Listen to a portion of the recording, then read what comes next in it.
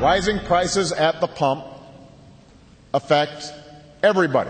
It takes up a big chunk of your income. You may not be able to buy as many groceries. My next guest says if the president keeps pushing his energy plan, it won't just be the price at the pump keeping you from buying certain foods. It will be the price of the food itself.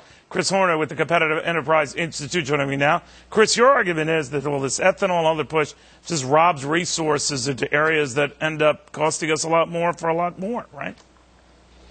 It's not just mine. It's so obvious that even academics from places like Stanford and very corny Iowa State agree. The UN, Al Gore, they've all pointed out what is so apparent. If you increase the cost of corn, you'll increase the cost of food, but not just food with corn in it, like the cornflakes you mentioned.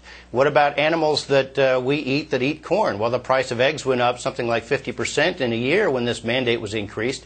Dairy, milk, cheese, chicken, pork, beef. What about products that are used with grain that you plant less of because you're planting more corn because of this guaranteed windfall?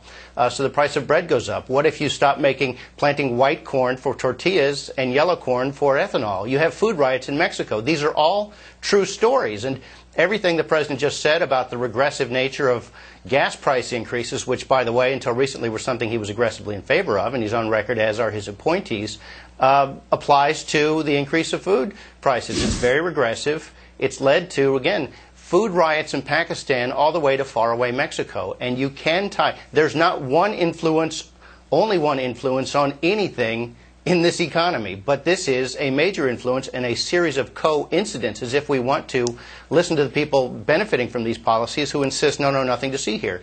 Increase the price of corn, and it's almost doubled, by the way.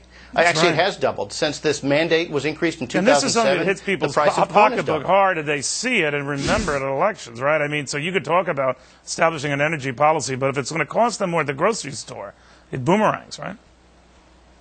It does, and that's why you saw today in a very regrettable energy policy speech that it looked like an episode of Welcome Back, Carter.